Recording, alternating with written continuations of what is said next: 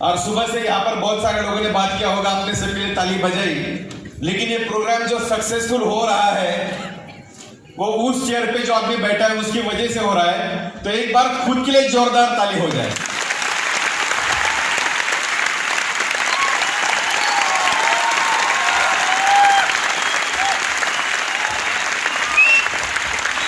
मैं आप सभी का दिल से धन्यवाद अदा करता हूं कि आप इस प्लेटफॉर्म पे आए हैं। दोस्तों, जाने अनजाने जोर जबरदस्ती पकड़कर आपको किसी ने लाया होगा, जिस भी बंदे ने आपको लाया होगा उसको एक बार थैंक यू बोलना, क्योंकि दुनिया का सबसे बेहतरीन प्लेटफॉर्म धनवंतरी के माध्यम से उसने आपको दिखाया है। दुनिया का बेहतरीन प्लेटफॉर्म। दोस्तों, जीवन में अगर कामयाब बनना चाहते हो, आज हम सब लोग मिडिल क्लास फैमिली से बिलोंग करते हैं। आज आप जिस भी परिवार से आए हो, जिस भी गांव से आए हो, अगर आप आपके खानदान के पहले करोड़पति बनना चाहते हो, आप आपके खानदान के पहले कामयाब शख्स बनना चाहते हो, तो आपने सही हाथ थामा है धनवंतरी का। बस एक ही काम करना, अगले 2 से 5 साल तक ये हाथ मत छोड़ना। दोस्तों, यहां से बाहर जाने के बाद एक बात ध्यान में रखना दोस्तों, एक बार आपकी गाड़ी चोरी हो गई, एक बार आपके जेवर चोरी हो गए, एक बार आपका मकान चोरी हो गया, वो दोबारा हासिल किया जा सकता है। लेकिन एक बार अगर आपके सपने चोरी हो गए तो दुनिया का सबसे मुश्किल काम है उसको दोबारा हासिल करना। तो यहां से जाने के बाद उन लोगों से बच के रहना जो आपके सपने चुराएंगे। दोस्तों, धनवंतरी थोड़ा अलग प्लेटफॉर्म है। हम लोग कीड़े मकोड़ों की तरह जीना नहीं चाहते। हम लोग कुछ तो अलग हटके करना चाहते हैं। अगर हटके करना चाहते हो, आपके परिवार के पहले करोड़पति बनना चाहते हो, आपके बीवी बच्चों को, माँ बाप को, अपने गांव को, आपके समाज में कुछ तो अलग उभरना चाहते हो, तो आने वाले 5 साल तक 24 घंटा 365 दिन फील्ड में रहना। जब भी हम मोटिवेट हो जाते हैं, बाहर चले जाते हैं, क्या होता है कि कुछ पागल लोग, ऐसा ध्यान में रखो, जब जब कोई किसी पर हंसा है, जब जब कोई किसी पर हंसा है, तब तब उसी ने इतिहास रचा है।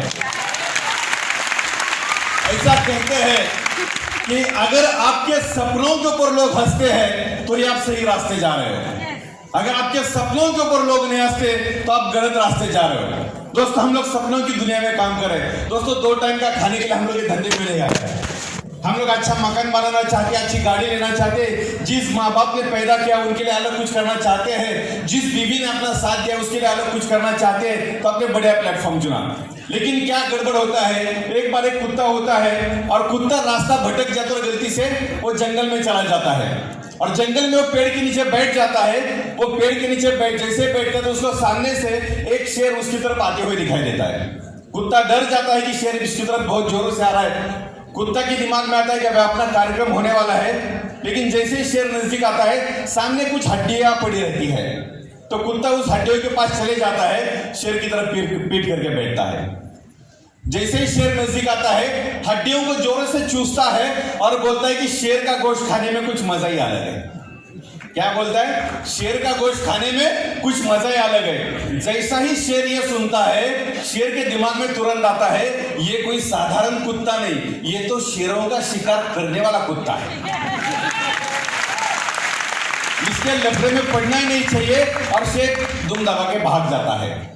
लेकिन उसी पेड़ पे एक बंदर बैठा होता है। ये बंदर ऊपर से देखता है कि इसने शेर को कैसे बेवकूफ बनाया। बंदर के दिमाग में तुरंत आता है, क्यों ना शेर को जाके पूरी सच्चाई बता दी जाए, तो इससे फायदा क्या होगा, शेर से अपनी दोस्ती बनेगी और पूरे जीवन शेर से अपनी जान को खतरा नहीं रहेगा। बंदर जोर से छलांग लगाता है और दौड़ते हुए शेर की तरफ जाता है, और ये कुत्ता उसको देखता है। कुत्ते के दिमाग में तुरंत आता है कि कुछ तो लोचा होने वाला है। ये जाके उस शेर को तुरंत बता देता है कि तेरे को कैसे उसने बेवकूफ बनाया। शेर को बहुत गुस्सा आता है। शेर बंदर को बोलता है कि बैठ मेरी पीठ पे, अभी उसकी वाट लगा देते हैं। और वो बंदर शेर की पीठ पे बैठ जाता है और दोनों दहाड़ते हुए कुत्ते की तरफ आते हैं। जैसे ही कुत्ता उनको देखता है, कुत्ता दोबारा उस हड्डी के पास जाके बैठता है, शेर की तरफ पीठ करता है, और जैसे ही शेर नजदीक आया, वो दोबारा बोलता है कि बहुत जोरों की भूख लगी है, एक बंदर को भेजा था शेर को फांस कर लेके आने के लिए, अभी तक आया क्यों नहीं? तो दोस्तों बच के रहना, ऐसे बंदर मार्केट में बहुत है। कुछ लोग इस दुनिया पे राज करने के लिए पैदा हो जाते हैं और कुछ कमीने दूसरों के जीवन में आग लगाने के लिए पैदा हो जाते हैं। ऐसा कहते हैं ना, हम तो डूबेंगे सनम, तुमको भी ले डूबेंगे। भगवान राम को बताया गया था रात को कि कल सुबह आपका राज्याभिषेक होने वाला है, और रानी कैकेयी के दिमाग में किसने कुछ तो गड़बड़ कर डाली और रानी कैकेयी राजा दशरथ के पास जाके बैठ गई। भगवान राम जी को राजा बनाना था, सुबह 14 साल के लिए वनवास भेजना पड़ा। यानी ऐसे कुछ कमीने लोग होते हैं जो आपके दिमाग में गलत कचरा डालेंगे। तो ऐसे लोगों से बच के रहना। दोस्तों ध्यान रहे, जब तक आप कोई बड़ा डिसीजन लोगे नहीं, अगर इस दुनिया में आपको कामयाब बनना है तो एक ही शख्स है जो आपको कामयाब बनाएगा, और वो शख्स है जो इस हॉल में खड़ा है या बैठा है, वो शख्स है। दूसरा कोई आपको कामयाब नहीं बनेगा। जिस दिन आप डिसीजन लेते हो कामयाब बनना है, ऊपर से भगवान भी नीचे आएगा तो आपको फेल नहीं करेगा, कर ही नहीं सकता। लेकिन आप डिसीजन नहीं लेते तो ऊपर से भगवान भी नीचे आएगा तो आपको कामयाब नहीं बन सकते, क्योंकि भगवान ने वो सारी शक्तियां हमारे अंदर डाली है। और ये जो प्रोग्राम है वो आपकी शक्तियों को जागरूक करने का प्रोग्राम है। सुबह मैंने शुक्ला जी को बोला था कि कामयाब आदमी बनने के लिए, करोड़पति इंसान बनने के लिए कुछ क्वालिटीज लगती है। सबसे पहला क्वालिटी होता है, आप कोई भी कामयाब इंसान देख लो, वो देहात का होता है। आप कहां से हो? बन गए आप तो। दूसरा क्वालिटी, ये मैं हकीकत की बात करूं, दूसरा क्वालिटी, वो ज्यादा कम पढ़े लिखे होते हैं। आपका एजुकेशन हुआ नहीं, आप बन सकते हैं कामयाब। ये दो क्वालिटी बहुत मायने रखता है। और तीसरा, कामयाब आदमी हर वो चीज करता है जो, देखो, इस दुनिया का हर आदमी सक्सेसफुल होना चाहता है। लेकिन सक्सेसफुल बनने के लिए जो कुछ करना पड़े वो करने की तैयारी हर किसी की होती नहीं। दोस्तों गड़बड़ क्या है कि हमारे जीवन में हमारा टारगेट कुछ हुआ नहीं, फोकस कुछ हुआ नहीं। ऐसा कहते हैं आपका टारगेट, आपका फोकस लेजर की तरह शार्प होना चाहिए। आपका टारगेट, आपका फोकस लेजर की तरह शार्प होना चाहिए, ताकि अनचाही बातों की बजाय मनचाही बातों के बारे में बातें करें और उसके बारे में सोचे। जैसे हम सब लोग किसान फैमिली से बिलोंग करते हैं। मान लो कि खेती में गेहूं बोया, आएगा क्या? गेहूं। बाजरा बोया, आएगा क्या? क्यों? क्योंकि ये नेचर का रूल है, जो बोया वो आएगा। उसी तरह इस दुनिया का सबसे बढ़िया फर्टाइल लैंड कहां पर है? इंसान का दिमाग। इसमें जो भी बीज आप डालोगे वो बनेगा। दोस्तों देखो, मैं ग्रेजुएशन पूरा कर नहीं सका, बिल गेट्स। मैं 10वीं क्लास में फेल हो गया, सचिन तेंदुलकर। बस कंडक्टर था रजनीकांत। मुझे जॉब से निकाला गया और ये बोला गया कि तुम्हारी आवाज गधे जैसी है, अमिताभ बच्चन। जब मैं बॉलीवुड में आई थी तब मुझे बोला गया कि तुम जिंदगी में कभी डांस नहीं कर सकती, हेमा मालिनी। बचपन में मुझे मंद बुद्धि कह के स्कूल से निकाला गया, थॉमस एडिसन। मुझे अंग्रेजी नहीं आती थी, कपिल देव। मेरे पास बिजनेस शुरू करने के लिए पैसा नहीं था, धीरूभाई अंबानी। मैं होटल में काम करता था, महेंद्र सिंह ओबेरॉय। दोस्तों इस दुनिया का कोई भी आदमी देख लो, ये मिसालें ये बताती है कि जिंदगी वो नहीं जो तुम्हें मिलती है। जिंदगी तो वो है जिसे तुम बनाते हो। दोस्तों ये लोग अगर कामयाब बन सकते हैं तो हम लोग क्यों नहीं बन सकते? फर्क इस बात का है, ये लोगों ने डिसाइड किया था कामयाब बनना और हम लोगों ने डिसाइड नहीं किया। दोस्तों आप लोगों को धनवंतरी का पता मिल चुका है। आपके सपनों का लिस्ट बनाओ, आपके जीवन में पर्पस क्या है ढूंढ लो, आपका क्या मकसद है, क्या पाना चाहते हो। गड़बड़ क्या है कि देखो, एक छोटा बच्चा जो होता है घर पे, जो 1-1.5 साल का होता है, जो माँ का दूध पीता है, माँ भी उसको दूध बच्चे को कब पिलाती है? जब बच्चा रोने लगता है तब। यानी जो कलेजे का टुकड़ा होता है उसको ही बगैर मांगे कुछ मिलता नहीं। तो आप किस खेत की मूल्य हो? आपको भगवान को कुछ मांगना पड़ेगा। और आप जीवन में क्या चाहते हो वो पेज पे लिखो, भगवान से मांगो। जो भी आप बोलोगे, जैसे खेती में गेहूं बोते थे गेहूं आएगा, उसी तरह आप जो भी बात करोगे वो यहाँ पे उसका सीड लगाया जाएगा। जब कोई बोला था मैं और एक सूरज बनाऊंगा, लोगों बोले ये पागल है, कुछ भी बोलता है, सूरज के भी तो होते हैं क्या? जब अगर उसने सोचा नहीं होता तो आज एक बार ध्यान में, बाहर का सूरज नहीं निकला तो चलेगा, लेकिन ये ऊपर का सूरज अगर 2 घंटे भी चला गया तो हम लोग परेशान हो जाते हैं। यानी जो चीज आप सोच सकते हो, जिस चीज की आप कल्पना कर सकते हो, उस चीज को हकीकत में ला सकते हो। उसमें कोई दुनिया का कोई मुश्किल काम है नहीं। दोस्तों 14 साल हो गए धनवंतरी को। सातारा से शुरू हो गई, एक छोटे से गांव से शुरू हो गई, लेकिन हिंदुस्तान के हर राज्य में धनवंतरी के करोड़पति लोग बैठे हैं। जब शुरुआत की थी लोगों ने पागल बोला था, लोगों ने बोला था बच्चों के हाथ में माइक दिया, बच्चे कुछ भी बात करते हैं। लेकिन आज उन्हीं बच्चों ने करके दिखाया, हिंदुस्तान का कोई भी राज्य नहीं जहां पे धनवंतरी के करोड़पति लोग नहीं बैठे, हर राज्य में है। और दोस्तों वो दिन दूर नहीं, आने वाले 2-4 सालों के अंदर बहुत ही जल्द हम लोग ऐसा एक प्रोग्राम बनाएंगे। एक सपना है कि हिंदुस्तान का सबसे बड़े हम लोग स्टेडियम लेंगे बंबई में, जिसमें कम से कम 1 लाख लोग वहां पे बैठेंगे। सेंटर में स्टेज बनाएंगे, जैसे आप लोग अभी बैठे हो, चारों तरफ लोग सेंटर में स्टेज बनाएंगे और धनवंतरी के 5 लीडर खुद के हेलीकॉप्टर से वहां पे लैंड करेंगे। आप सोचो, अगर 5 लीटर हेलीकॉप्टर लेंगे तो 100-200 लोग 1 करोड़ की तो गाड़ी लेंगे। अगर 100-200 लोग 1 करोड़ की गाड़ी लेंगे तो 10-20 लाख की गाड़ी की तो बारिश हो जाएगी। अभी डिसीजन आपका है कि कौन सी गाड़ी में आपको बैठना है।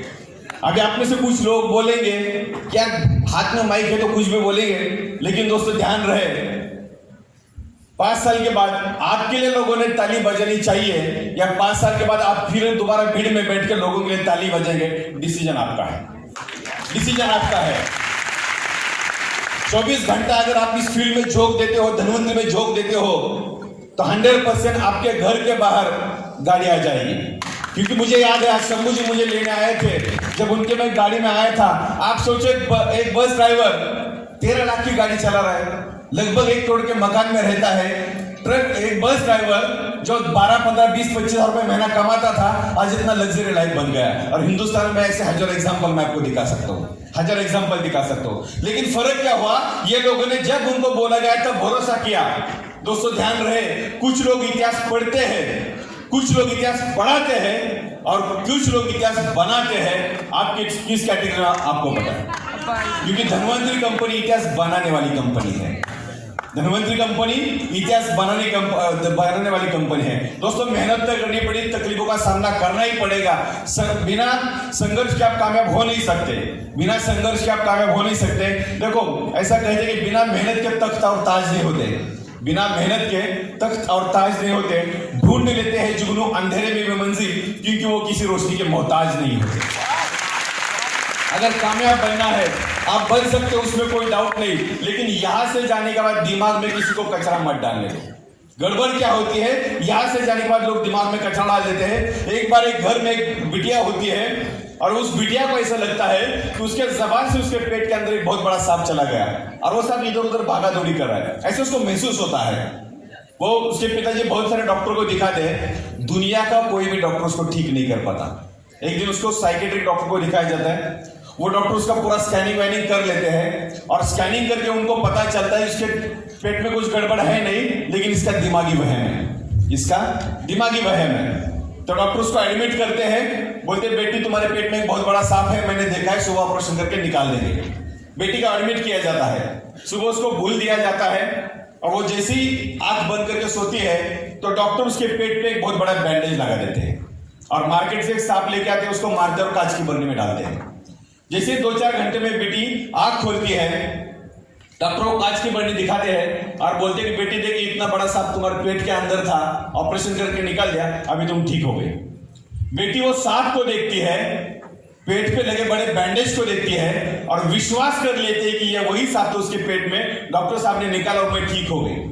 बेटी हंसती खेलती कूदती, घर पे जाके खाना खाती, बहुत इंजॉय करती है।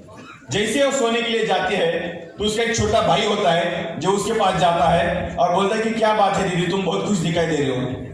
तो दीदी बोलती है तुझे तो पता है ना कि मेरे पेट में एक सांप था, डॉक्टर साहब ने ऑपरेशन करके निकाला और मैं ठीक हो गई।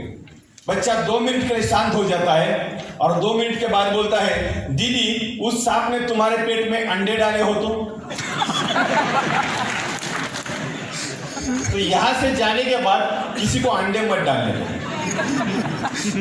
गड़बड़ क्या है, हम यहां से जाते हैं और पड़ोसी की राय लेते हैं कि मैंने ऐसे एक मीटिंग रखा जिसमें महीने का 1.5 से 2 लाख रुपए आएगा।